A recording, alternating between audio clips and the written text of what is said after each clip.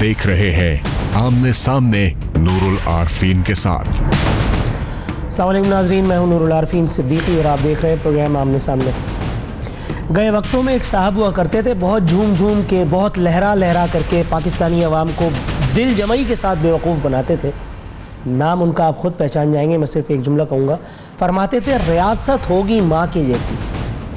जब उनकी लॉटरी लग गई और उनकी हुकूमत आ गई तो इस रियासत ने, इस माँ ने अपने बच्चों को इतने जूते मारे कि बच्चों की आंखों में आंसू आ गए, लेकिन माँ के दिल में रहम नहीं आया।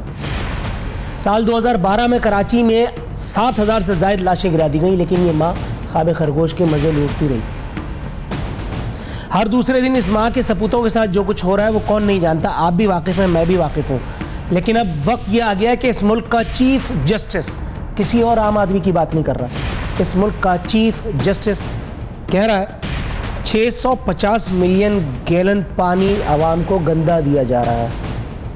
कराची के लोग 3 साल तक मज़ीद पानी की बूंद बूंद को तरसेंगे। रियासत इसका नाम है, पीने का साफ पानी न दे सके।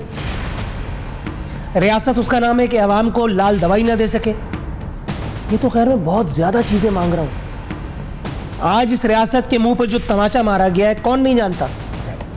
करंट अफेयर्स की 8 बजे से लेकर तमाम दुकानें सजी हुई थी। आज इस रियासत के एक ऐसे अनमोल रतन शाहरुख जतोई, रियासत ने सिर्फ उसको अवार्ड नहीं दिया, बेहिसी का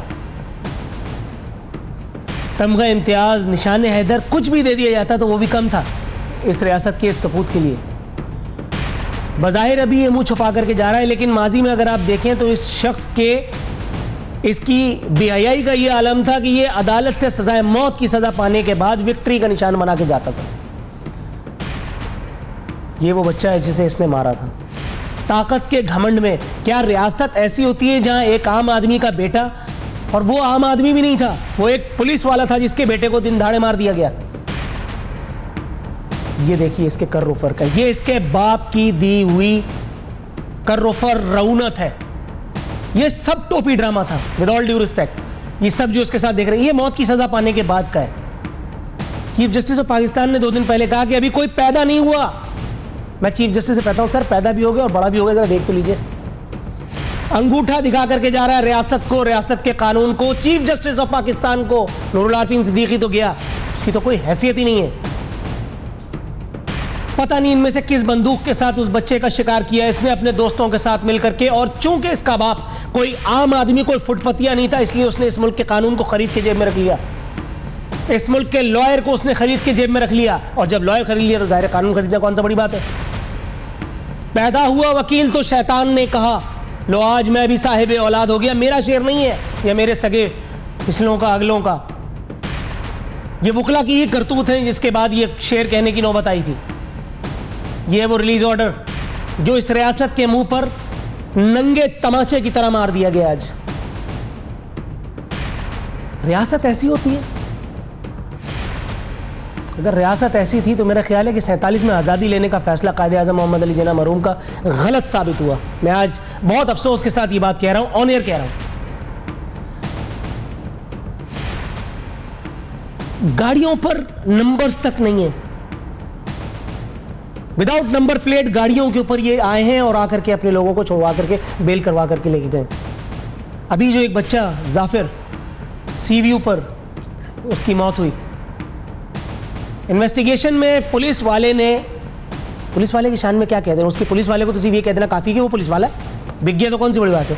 पुलिस वाले तो होते ही बिकने के लिए मोस्टली। उसने लिख करके दे दिया कि रुए ज़मीन पर इससे ज़्यादा मासूम आदमी कोई नहीं है, क्योंकि इसका बाप एक बहुत बड़ा व्हाटएवर है। इसका बाप इसकी मासूमियत को स्पॉन्सर कर सकता है। रियासत ऐसी होती है। आज अगर कोई इस प्रोग्राम के बाद मुझे मार के चला जाए तो चीफ जस्टिस ऑफ पाकिस्तान को पता भी नहीं चलेगा, और अगर पता चल भी गया तो कोई कार्रवाई नहीं हो सकेगी। सिर्फ मारने वाले के खीसे में दम होना चाहिए। यह है इस रियासत का कानून। उस बारेट लॉ कायदे आज़म मोहम्मद अली जिन्ना को मैं कलमा पढ़ के कह रहा हूं, ला इलाहा इल्लल्लाह मोहम्मद रसूलुल्लाह, अगर उसके वहम गुमान में होता कि पाकिस्तान की रियासत में लाकानूनियत का ये खेल इस बेशर्मी के साथ, बेहयाई के साथ दोहराया जाएगा तो शायद वो अपने रियासत पाकिस्तान के मंसूबे को वाइप आउट कर देते। मुझे ऐसा लगता है। क्या अवाम पाकिस्तान के हुकूक की तर्जुमानी पार्लियामेंट कर रही है? क्या पार्लियामेंट का, पार्लियामेंटेरियंस का और अवाम पाकिस्तान का मफाद एक है? क्या आरफीन सिद्दीकी का और ये मेरे कैमरामैन का मफाद एक है? क्या रोड पे चलने वाले एक आम आदमी का और मेरे वजीर आजम का मफाद एक है? पिछले 2 दिनों से कराची को, शहर को सर पे उठाया हुआ है, इसलिए कि यहाँ पीएम आया हुआ है, इसलिए कि यहाँ प्रेसिडेंट आया हुआ है। शहर का हर इलाका नो गो एरिया है। क्यों? कि ये इतने बड़े बड़े प्रधान शहर में, इतने बड़े बड़े फिरौन घूम रहे हैं। कोई इलाका आपको इनके वजूद से खाली तो इनके वजूद से यकीनन मिलेगा, लेकिन इनके प्रोटोकॉल से खाली बहरहाल नहीं मिलेगा। आप गधे पे हो, आप पैदल हो, आप गाड़ी पे हो, आप खच्चर पे हो, इनके लाव लश्कर से आपकी मुलाकात जरूर होगी। रियासत इस चीज का नाम है, इससे तो अच्छा अंग्रेज था। ये मेरे हाथ में एक किताब है, सुकरात नामी एक बेवकूफ की। 2-3 पॉइंट्स आपकी खिदमत में पेश करना चाहूंगा। सुकरात ने अपने तौर पर उस वक्त तीर मारा था और कहा था, रियासत की मिसाल एक खूब पले हुए घोड़े की मानिंद है जो अपने वजन और भारी भरकम वजूद के बायस सुस्त रफ्तार है। इसे एक ऐसी काटने वाली मक्खी की जरूरत है जो इसे नींद से जगाकर होशियार कर दे। इस रियासत को भी अगर नींद से जगाने की जरूरत है तो फिर रियासत का वजूद क्या सवालिया निशान उसके ऊपर नहीं लग गया? मैं मजीद कुछ कहूंगा तो कहा जाएगा मैं जमहूरियत के ऊपर सवालात उठा रहा हूं। जमहूरियत जमहूर से है भाई। अगर जमहूर नहीं है तो फिर जमहूरियत क्या करूं मैं? और सुनिए आगे, जिस पार्लियामेंटेरियन और जिस पार्लियामेंट की शान में कुलाबे मिलाए जाते हैं। असम्बली अहमकों, जहनी माजूरों, मोचियों, तरखानों, लोहारों, किसानों, दुकानदारों और मुनाफाखोरों पर मुश्तमिल है जो हर वक्त ये सोचते रहते हैं कि कैसे कोई चीज़ सस्ती लेकर महंगी बेच दी जाए। ये वो लोग हैं जिन्होंने अवाम के मसाइल पर एक दिन नहीं सोचा। बरसों, सदियों, सैकड़ों सालों पहले सुकरात की किताब दे गया था। मेरे नाम पे नहीं छोड़ गया था, मुझे भी वक्तन फवक्तन आगे जाके मिली है। उस वक्त का लिखा आज अगर सही साबित हो रहा है तो मैं रियासत के वजूद को सही मानूं या सुकरात की बेतुकी बातों को? ये जो मेरे इतने मुअज्जिज मसीहा इकराम बैठे हुए हैं, क्या इनका और मेरा मफाद एक है? मैं जो अपना गला फाड़ फाड़ के अपनी खराब आवाज के बावजूद उस एक बच्चे का मातम कर रहा हूं, तो क्या मेरी तरह उस बच्चे के माँ बाप की तरह इस रियासत पाकिस्तान के प्रेसिडेंट, प्राइम मिनिस्टर, हमारे जो 300 या 350 या 1500 जो पार्लियामेंटेरियंस है, क्या आज के उनके दिल में भी इतना ही दुख है इन तमाम लोगों के जो इस कत्ल की कार्रवाइयों में बराह रास्त मुलव्विस हैं? क्या इस बारात का इनको अफसोस होगा? इसका अफसोस मुझे, मेरे कैमरामैन और मेरी टीम को ही होगा। इसलिए इस अफसोस के साथ यहाँ वाइंड अप करता हूँ। यहाँ वक्त हुआ है प्रोग्राम में एक मुख्तसर सी कमर्शियल ब्रेक का। आप लोग भी अपने अपने घरों पे हैं, एंजॉय कीजिए। किसी नए मौजू, किसी नए मेहमान के साथ थोड़ी देर में आपसे दोबारा मिलते हैं। उस वक्त तक कोशिश कीजिए कि इस सदमे को अपने जहन से भुला सकें, जिस तरह से हमारे मसीहा कराम जो इस वक्त टेलीविज़न पर बैठ के ये तमाशा देख रहे होंगे, आप भी कोशिश कीजिए कि अच्छे तमाशबीन का होने का सबूत दें। वक्त हुआ है प्रोग्राम में एक मुख्तसर सी कमर्शियल ब्रेक का।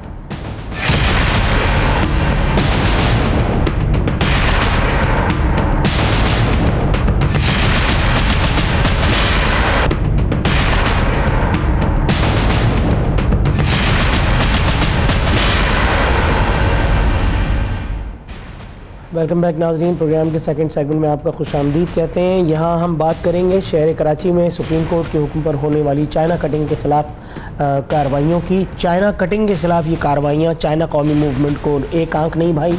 चाइना कौमी मूवमेंट अल-मारूफ मुत्तहदा कौमी मूवमेंट के सरबराह डॉक्टर फारूक सत्तार ने इस फैसले के ख़िलाफ़ वावेला आहो फुगा शुरू कर दिया है। फरमाते हैं तामीरात का इन्हिदाम संगीन मसला है, 15,000 ख़ानदान बर्बाद हो जाएंगे। ये बताना भूल गए कि मुत्तहदा कौमी मूवमेंट की तान 15,000 पे क्यों टूटती है।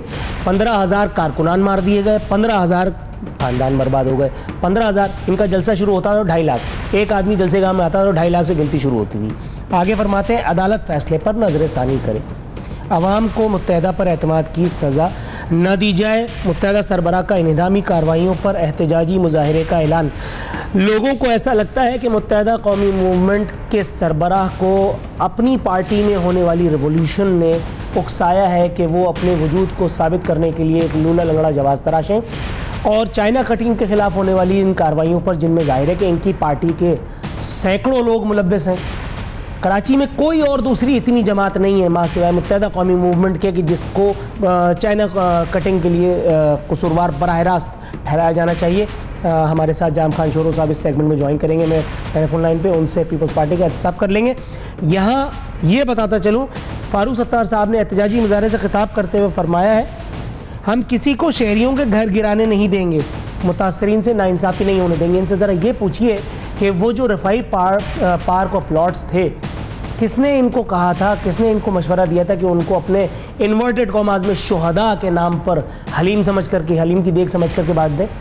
जितने शादी हॉल गिराए जा रहे हैं, इनमें इनसे ज़रा पूछिए कि इनके लीडरों के कितने हैं। अगर ये चैलेंज करेंगे तो मैं उस लीडर का नाम भी बता दूंगा, उसी मुतवस्सित तबके के लीडर का जिसके अपने घर में जब मैंने पानी मांगा तो मुझे इटालियन वाटर की एक बोतल सर्व कर दी गई। वो बोतल मेरे पास आज भी सबूत के तौर पर पड़ी है। अगर मेरा मुंह खुलवाया तो मैं उसका नाम ऑन एयर बताऊंगा। ये है गरीब मुतवस्सित तबके के वो लोग जो बात करते हैं अवाम के हुकूक की। ये जो हॉल गिराए जा रहे हैं, इनको ये दर्द नहीं है कि यहाँ मेरी और आपकी शादी या किसी की बारात या किसी का तदफीन, अल्लाह माफ़ करे, होनी थी। ये दर्द इस बात का है कि इतनी मेहनत से हमने शहर पे जो कब्ज़ा किया था, अब उसको भी बर्बाद किया जा रहा है। ज़ाहिर अल्ताफ़ भाई ने इतनी मेहनत शाका के बाद कराची का जो बेड़ा गर्क किया था, अल्ताफ़ भाई और उनके गुर्गों और उनके चेलों ने, जिसमें वासे जलील, बाबर गौरी और चुन्नू मामू और पता नहीं टुन्नू और पता नहीं कितने गुन्नू, सब सारे मौजूद थे। ये देखिए, इनके नामा अमाल की स्याही इनकी टाई तक पे आ चुकी है। शहर का बेड़ा गर्क करने में इनका 100% रोल। और अब फारूक सत्तार साहब को अपनी सियासत साबित करने के लिए, अपने वजूद को मनवाने के लिए, इनको चाइना कटिंग वालों का दर्द सताया। ये अवाम का दर्द नहीं है, ये मैं वाज़े कह रहा हूं। ये हुब्बे अली नहीं है, ये बुग़्ज़े मुआविया है। ये सुप्रीम कोर्ट के नाम पर अपनी सियासत चमकाने के लिए आ रहे हैं। अपने उन एमएनएस, अपने उन एमपीएस की ये इंक्रोच्ड प्रॉपर्टीज को बचाने के लिए सड़क पे निकल रहे हैं। कराची के शहरियों को इसका वाज़े तौर पर नोटिस लेना चाहिए। इनसे अपने आप को डिसएसोसिएट करना होगा। और क्या करना होगा ये हम जानेंगे जाम खान शोरो साहब से। जाम साहब, सर आपको मेरी ऑडियो आ रही है? सर जी बिल्कुल आ रही है। जितनी एग्जैजरेशन की है मैंने, जितनी लफाजी की है, कितनी % बातों से आपको इत्तेफाक नहीं है? आरफीन भाई, देखिए, कराची शहर में कराची के बल्दियाती इदारों के ऊपर डायरेक्ट एमक्यूएम की हुकूमत रही है और आज से नहीं रही है, पिछले 30 सालों से एमक्यूएम की हुकूमत रही है। और 2012 तक ये पाकिस्तान पीपुल्स पार्टी के साथ अलायंस में भी रहे हैं। कराची शहर का मियार फारूक सत्तार हो या मुस्तफा कमाल हो या इन बल्दियाती इदारों में 15,000 लोग हुआ करते थे नेमतुल्लाह खान के जमाने में, उनको 35,000 कर दिया गया। डायरेक्ट इन बल्दियाती इदारों में अपने कारकुनान भर्ती मुत्तहदा कौमी मूवमेंट ने किए। वाटर बोर्ड की तबाही में 3,000 मुलाजमीन थे, वाटर बोर्ड में 12,000 मुलाजमीन ये मियार मुस्तफा कमाल के दौर में रखे गए, जो अब अपने आप को बरीउल जमा समझते हैं। मैं समझता हूँ इन इदारों में अगर कोई मीठा मीठा हप करना चाहते हैं और कड़वा कड़वा तू करना चाहते हैं, वो नहीं कर सकते। कराची शहर में प्लाटों के ऊपर चाइना कटिंग का दौर हो, रफाई प्लाटों के ऊपर कब्जा हो या कब्जा माफिया की सरपरस्ती हो, वो डायरेक्ट मुत्तहदा कौमी मूवमेंट करती रही है। और हमेशा असेंबली के फ्लोर्स के ऊपर हमें ये कहते रहे हैं कि आप अगर मुत्तहदा कौमी मूवमेंट ने इन प्लाटों के ऊपर कब्जे करवाए हैं तो आप हटा दीजिए। आज अगर ये कब्जे हट रहे हैं तो इनको तकलीफ नहीं होनी चाहिए।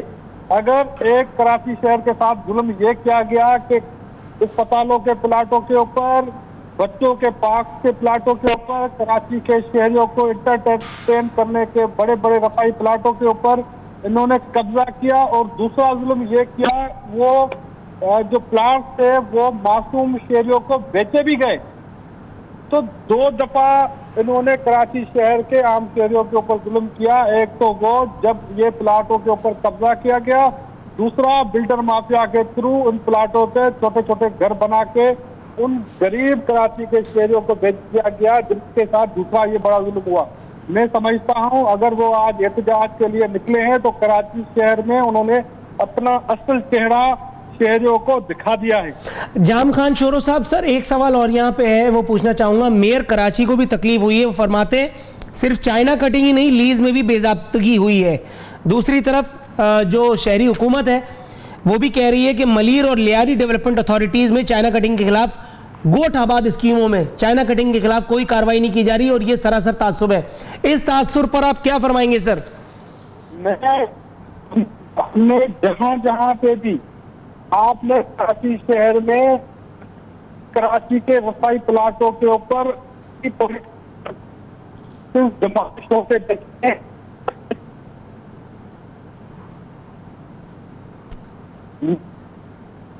जाम खान शोरो साहब, आपकी ऑडियो कट रही है। जाम खान शोरो साहब को दोबारा आप डायल कर लें, जाम साहब को। जाम खान शोरो साहब ऑन एयर इस बात को सरीहन तरदीद कर चुके हैं कि एमडीए और एलडीए के चाइना कटिंग के ख़िलाफ़ ऑपरेशन शुरू नहीं किया गया। इसमें सिंध हुकूमत का किसी किस्म का कोई तासुब मौजूद नहीं है। सिटी काउंसिल की इस करारदाद को, इस एक डिमांड को उन्होंने सरीहन रद्द कर दिया है। यहाँ पर एक और ख़बर आज की शेयर करता चलूँ। अरबों रुपए मालियत के 8 बड़े पार्क्स पर कब्जे का इंकशाफ किया गया है। केएमसी की दस्तावेज़ात के मुताबिक तमाम पार्कों पर चाइना कटिंग और गैर कानूनी अलाटमेंट भी की गई है। इन पार्क्स में हिल पार्क, अजीज़ भट्टी पार्क, झील पार्क, सिटी पार्क, खेल के मैदान और दीगर रफाई प्लाट भी शामिल हैं। जाम खान शोरो साहब, सर आपकी आवाज़ ज़रा डिस्टर्ब हो गई थी, काइंडली आप अगर दोहरा देंगे तो आसानी होगी व्यूअर्स को समझने में। मैंने आरफिन भाई क्लियरली बताया है कि कराची के शहर के साथ एक नहीं 2 एग्रीमेंट देखते हैं तो उनके करने के लिए बताना कब्जा किया था, हम भेज दिया था। जब एंड फायर आया उस एंड फायर के तो मैं समझता हूँ कराची के शहर जब कर रहे हैं कराची के आ गया है क्या और अगर राइट सर। अच्छा ये मुझे बताइएगा जाम खान शोरो साहब, आखिरी सवाल मैं पूछने की जवाब से सर, ये कराची के मुतवस्सित तबके के शहरियों के जो इलाके, मिसाल के तौर पे अजीज़ाबाद कह लें, फेडरल बी एरिया कह रहे हैं, लालू खेत कह लें, वाटर पम्प कह लें, वॉटेवर कह रहे हैं, यहाँ पे जो ये एक सिलसिला अगेन ज़ाहिर मुत्तहदा के अलावा हु कैन इट भी, ये इन्होंने पोर्शन बना करके बेचने का शुरू किया है। 8-8 मंजिला बिल्डिंगें बना करके और बेचना शुरू कर दी हुई थी। आज भी इसके खिलाफ कई खबरें जो है वो अखबारात में मौजूद है। सर इनके खिलाफ भी कार्रवाई होगी, इनको भी लपेटा जाएगा अगले मरहले में?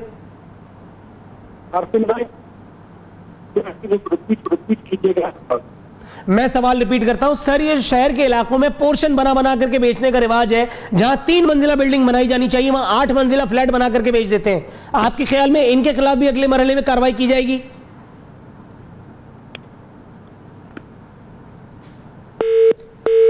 सिंध हुकूमत को हमारी आवाज़ नहीं जा रही, कि सिंध हुकूमत से उनका ऑफिशियल वर्जन इस पर ले सके, लेकिन मेरा ख्याल है उनका जवाब ज़ाहिर यही होगा कि अगले मरहले में।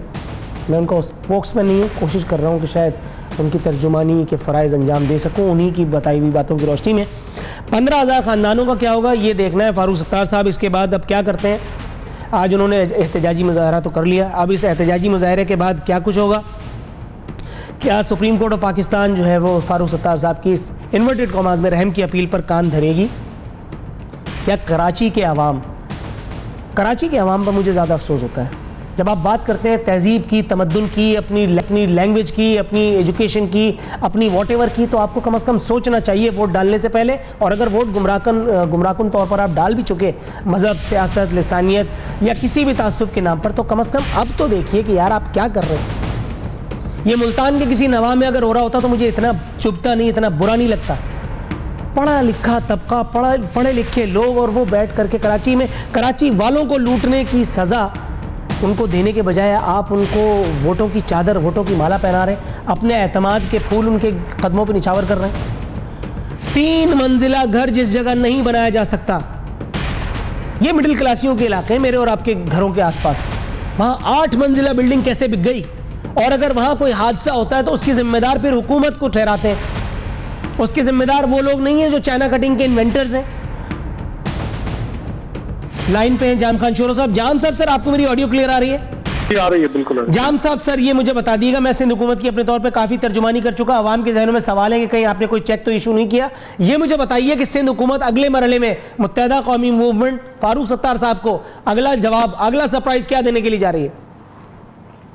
देखिए, मैं अगर आपका सवाल कर पाया हूँ, मुझे समझ में आ पाई आपके, किसी भी सूरत हाल में, किसी भी हालत में कराची के शहर को अगर आपको पानी सप्लाई करना है तो वाटर बोर्ड में एक्शन करना पड़ेंगे। वो गोश्त मुलाजमीन जो मुलाजमीन काम नहीं कर रहे उनसे छुटकारा हासिल करना पड़ेगा। कोई खुश रहे या कोई नाराज रहे, इसके ऊपर हुकूमत को कोई फर्क नहीं पड़ता।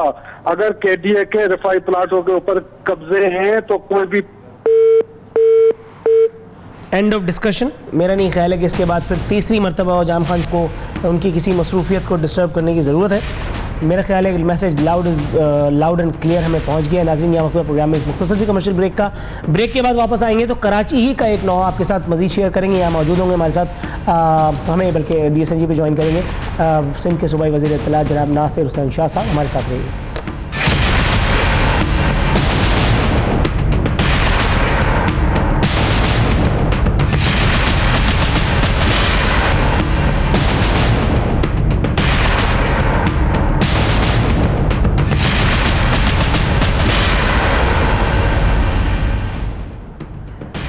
वेलकम बैक नाज़रीन, प्रोग्राम के इख्तितामी मरहले में दाखिल हो चुके हैं। इस मरहले पे बात करेंगे कराची इलेक्ट्रिक नामी उस इफरीत की बारे में जिसके सरबरा, जिसके CEO तैयब तरीन साहब टाइम पास के लिए गुज़िश्ता दिनों पब्लिक अकाउंट्स कमेटी के इजलास में पहुँचे। वहाँ उन्होंने वावेला किया, छाती बताया कि कराची में सालाना 55 अरब रुपए की बिजली चुराई जाती है। ये बताना भूल गए कि उनके अपने इदारे ने मुल्क और कौम पर, आवाम की जेबों पर कितने बड़े बड़े डाके इस अरसे में मारे।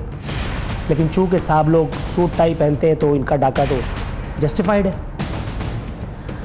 इन्होंने ये भी कहा कि आवाम अमले को तशद्दुद का निशाना बनाते हैं। सर वो तो शुक्र करें कि आप रोड पर नहीं आते, वरना आपको भी हदिया तबलीग पेश किया मेरा ख्याल है पब्लिक चाहती ही थी। लेकिन वो तो शुक्र है कि आप इतने बुलंद मकाबिर में हैं, आपके आसपास इतने सिक्योरिटी गार्ड्स हैं, वरना करतूत तो आपने भी कोई कम नहीं किए हुए। ये अरबों रुपए के वायर्स बेचना और फलाना करना और ठिकाना करना। पिछले साल जो अमवात हुई थी, पिछले साल हीट स्ट्रोक में, तो सब कराची के लोगों को, या कम से कम कराची के लोग अगर भूल जाएँ, मुझे तो याद है।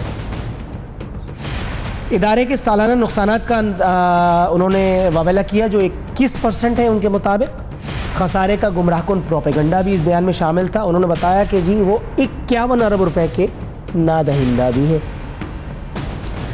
इस इजलास में खुर्शीद शाह साहब ने एक सवाल उठाया कि के इलेक्ट्रिक में अगर इतनी ही इंटरनल चेंजेस आई हैं तो वो हमें नज़र क्यों नहीं आती।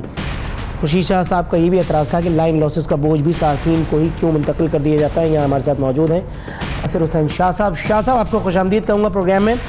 सर ये मुझे बताइएगा, पीपल्स पार्टी कराची के सदर सईद गनी साहब का एक इंतहाई मासूमाना बयान शाया हुआ है जो मेरे सामने है और मेरा मुंह चढ़ा रहा है। और वो फरमाते हैं कि के इलेक्ट्रिक लोड शेडिंग बंद करे। सदर, वज़ीर आज़म, chief of army staff, chief justice जब उनकी नहीं सुनते तो सईद गनी की बात को लिफ्ट कराएगा के इलेक्ट्रिक? बिस्मिल्लाहिर्रहमानिर्रहीम, अल्लाहुम्मा सल्ली अला मुहम्मदिन व आले मुहम्मद। देखिए, सईद गनी साहब मुंतखब नुमाइंदे हैं कराची के, और जाहिर है उन्होंने यहाँ के लोगों की बात की जो जिन तकालीफ से वो दो चार होते हैं। इसी पे उन्होंने उन्हें ये तंबीह की कि वो इसको ख़त्म करें और लोगों को सही, जो काफ़ी चीज़ें हैं, सिर्फ लोड शेडिंग का इशू नहीं है, आपको पता है कि बिलिंग का भी है, ओवर बिलिंग का भी इशू होता है, और फिर दीगर और भी काफ़ी चीज़ें हैं जो कि इलेक्ट्रिक की ज़्यादतियों के खिलाफ आए दिन शहरियों की तरफ से बातें आती हैं, एहतजाज भी होते हैं मुख्तलिफ सियासी पार्टियों की तरफ से भी, और जाहिर है हम लोग भी आम लोगों के साथ ही हैं। ये इलेक्ट्रिक वालों से मीटिंग्स भी हुई हैं, और अब जैसे हमारे लीडर ऑफ द अपोजिशन जो चेयरमैन है पब्लिक अकाउंट कमेटी के, उन्होंने भी ये मीटिंग अरेंज की और उन्हें काफ़ी कहा है इस बात पे, बल्कि आपको देखा हो न्यूज़ में कि उनको बहुत आड़े हाथ लिया, क्योंकि ये जो शिकायत हैं बहुत हद तक जायज़ है। अच्छा सर, ये मुझे बताइएगा शाह साहब, आड़े हाथ तो लिया, लेकिन ये के इलेक्ट्रिक नामी जो मर्ज है जो कैंसर की तरह कराची के अवाम की ज़िंदगियों को चाट रहा है, आपके ख्याल में ये आड़े हाथ या टेढ़े हाथ से ये संभलेंगे? सोहेल अनवर सयाल साहब फरमाते हैं कराची वफाकी हुकूमत की तवज्जो से महरूम है। यहाँ मेरे स्टूडियो में जो कैमरामैन है उसका ये कहना है कि कराची सूबाई हुकूमत की तवज्जो से भी महरूम है, वरना पिछली हुकूमत जो कि सूबाई हुकूमत की पैटर्नाइज़र पाकिस्तान पीपल्स पार्टी की थी, उस दौर में कम अज़ कम इस मसले का कोई ना कोई इलाज निकाल लिया जाता। देखिए, पाकिस्तान पीपल्स पार्टी ने हमेशा ऑन किया है कराची को भी, तो इसी वजह से आपने देखा होगा, अगर आप उस वक्त की बात करें तो काफ़ी हद तक मसाइल जो थे वो बेहतर थे और ये इतना ज़्यादा प्रॉब्लम नहीं था। लेकिन ये जो इस तरह के इदारे हैं वो खुद को किसी से भी वो नहीं समझते और कहते हैं कि ये हमारा इंडिपेंडेंट वो है और ये इस तरह की बातें करते हैं। लेकिन जाहिर है ये हुकूमत के उसमें आते हैं, फेडरल गवर्नमेंट की, क्योंकि इनके साथ ज़्यादा इश्यूज हैं, वापसी है और वो इनको कंट्रोल करते हैं। लेकिन ये भी नहीं है कि सिंध गवर्नमेंट हाथ पर हाथ धरे बैठे रहे, हमारी जिम्मेदारी है और ये हमारा फर्ज बनता है कि अगर कहीं पे कोई गलत बात हो रही है तो हम भी हुकूमत का हिस्सा है तो उसमें हम लोग आए। इसलिए आपने याद होगा जब बहुत ज्यादा हीट स्ट्रोक का इशू था और बहुत सारी जानें यहाँ पे गई और फिर इनके साथ बहुत मीटिंग हुई, हमारे जो कमिश्नर कराची हैं उन्होंने बहुत बेहतर रोल अदा किया उस वक्त और फिर उसमें काफी हद तक बेहतरी भी आई। तो ऐसा नहीं है कि इनको बिल्कुल ही चुतर बेमहार की तरह छोड़ा हुआ है, कोशिश करते हैं कि जितना इनको बेहतर किया जा सके वो हम अपना उसमें रोल अदा करते हैं। शाह साहब ये मुझे बताइएगा, लाइन लॉसेस, खुर्शीद शाह साहब का एतराज़ था कि लाइन लॉसेस भी जो है वो सार्फिन को ही मुंतकिल कर दिए जाते हैं। इसके अलावा सरकारी इदारों की तरफ खुद 97 अरब रुपए वाजिबुल अदा है के इलेक्ट्रिक के।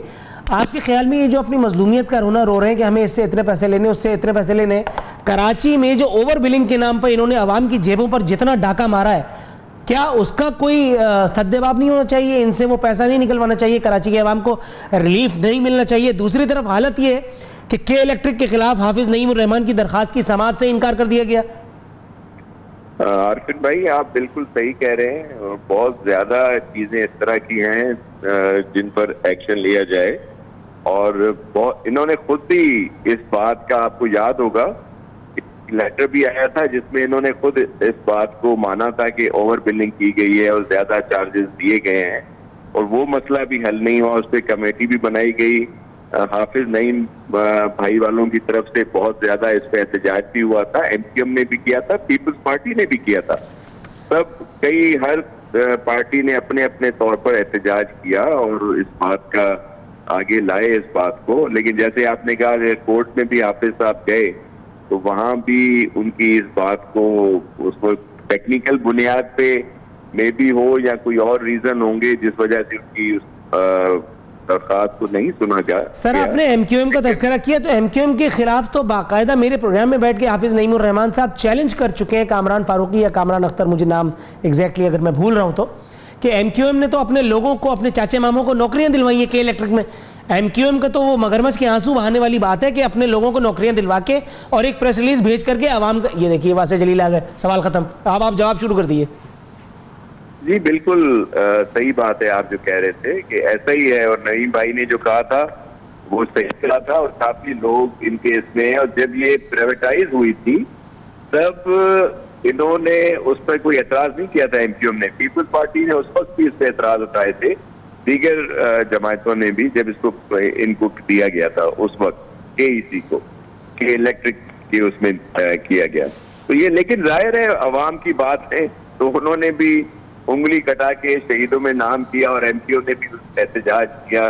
फिर वो आप सही कह रहे हैं कि वो उससे बेनिफिशरी भी होते रहते हैं और उन्हीं के जमाने में जब उनका अमल दखल ज्यादा था मुशर्रफ साहब के टाइम में, उस वक्त ये पूरा सिलसिला हुआ था, आपको याद होगा कि केएसी को जो इस कंपनी ने लिया और फिर और भी बहुत सारी चीजें सामने आई हैं। लेकिन बात यह है कि शाह साहब ने इनको बहुत सख्ती से तंबीह की है और पब्लिक अकाउंट कमेटी जो है उसका अपना एक अहम रोल है इन सारी चीजों में, तो मुझे उम्मीद है कि बेहतरी आएगी इंशाल्लाह।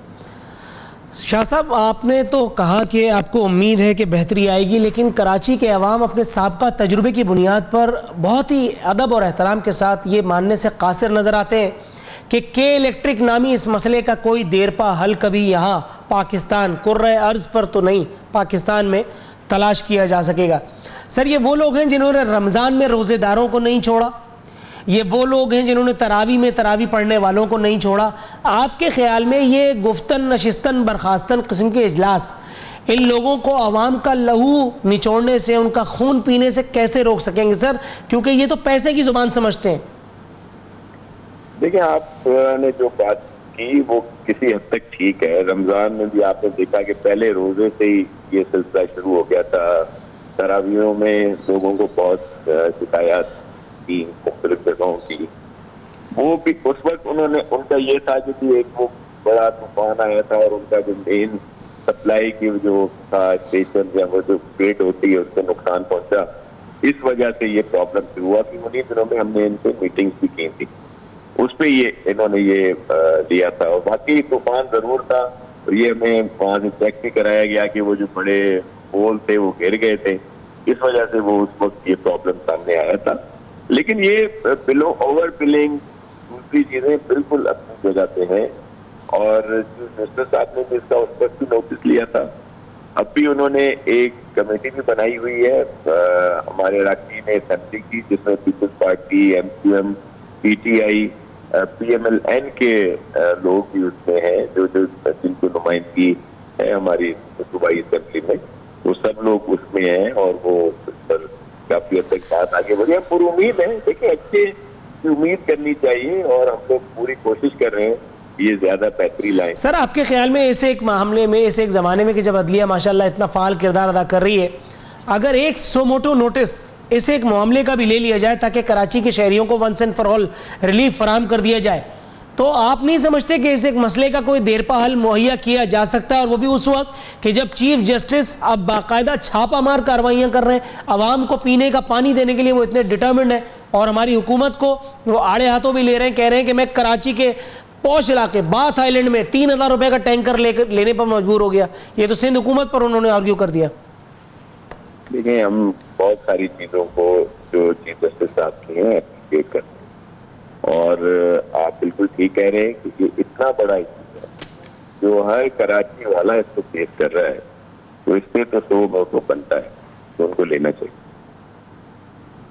इस पे 100 मोटो तो बनता है। अच्छा, राइट सर, ये मुझे आखिरी जवाब मुझे इनायत कर दीजिएगा। मेरा एक छोटा सा सवाल है सर, ये मुझे बताइएगा कि पीपल्स पार्टी आवाम के हुकूक की बहाली की बात करती है, बेनज़ीर भुट्टो शहीद की जो बरसी वो अभी इस वक्त तशरीफ ला रही है, ये मुझे बताएं इस एक बरसी के मौके पर क्या कराची के अवाम को पीपल्स पार्टी की सूबाई या मरकजी क़यादत कोई एश्योरेंस दे सकती है कि इस एक मसले का कम अज़ कम सूबे सिंध की हदूद में खात्मा कर दिया जाएगा, अवाम को इस हवाले से कोई रिलीफ की फराहमी की जाएगी? वॉट एवर केसी की बात कर रहे हैं आप जनाब वाला, बिजली की फराहमी की? बिल्कुल, देखें हम बिल्कुल अपने कराची के भाई बहनों के साथ हैं और इसमें जिस कदर हमसे होगा हम लोग इनकी वैसे भी कर रहे हैं मदद। इस मामले को हल करने के लिए गवर्नमेंट अपने एफर्ट्स ले रही है और इनके साथ है। देखें, सब लोग पीपल्स पार्टी की आला क़यादत तक रोड पे थी इसी एहतजाज में उस वक्त, और हम अपने कराची वालों के साथ हैं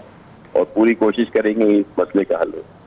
राइट सर, आज आपका दीदार तो नहीं हो सका, DSNG तो पहुंच चुकी थी, लेकिन आप मेरा ख्याल है ट्रैवलिंग में है, लेकिन उसके बावजूद भी हमारे शो के लिए इतना कीमती वक्त स्पेयर करने के लिए बहुत बहुत शुक्रिया। नाजरीन, ये थे नासिर हुसैन शाह साहब, ये एश्योरेंसेस। उम्मीद है कि आने वाले दिनों में शाह साहब ने जो फरमाया आवाम को इस हवाले से कोई ना कोई खातिर खा रिलीफ ज़रूर फराहम किया जाएगा।